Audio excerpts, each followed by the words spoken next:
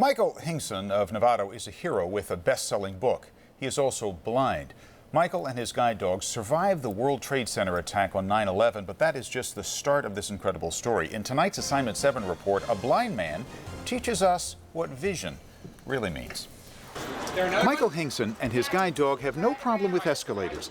Michael has been blind since birth, but he can get along just fine pretty much anywhere. On this day, he's speaking to the California State Association of Counties.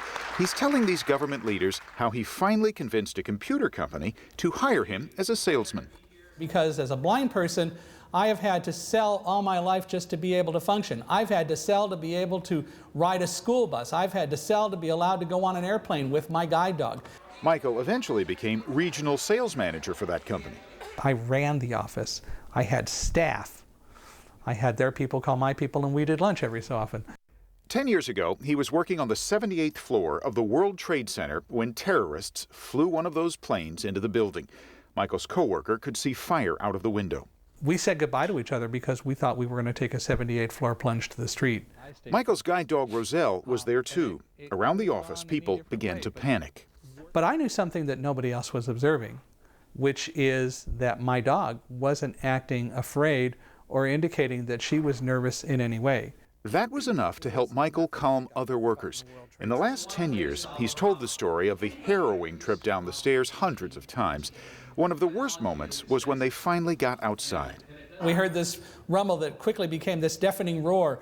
Tower 2 collapsed. The dust cloud engulfed them. Now no one could see, and they could hardly breathe. They moved forward, trying to find a way into a building that was just to their right.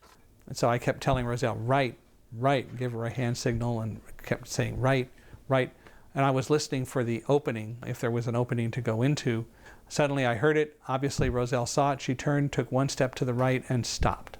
It turned out they were at the top of a stairway into a subway station. Roselle's abrupt stop saved them from falling.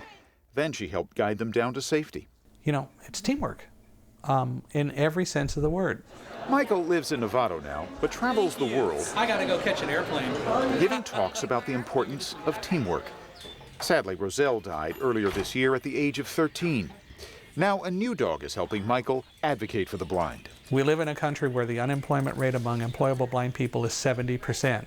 Michael has a master's in physics. He's written a best-selling book. He and Roselle were celebrated as heroes. Still, he says he's not that unusual. With a little help from a good dog and good technology. This device I have here is called a note taker. Most blind people can accomplish a lot if you just give them a chance. Blindness isn't the handicap. The handicap consists of the poor attitudes and misconceptions that people have about blindness. Remarkable. Michael has started a foundation in Roselle's name to raise money for technology for the blind. For a link to that foundation and where to find his book, go to abc7news.com and click on See It on TV. What a lesson for each and every one of us. Remarkable guy. He is such an inspiration. Tremendous. Great story.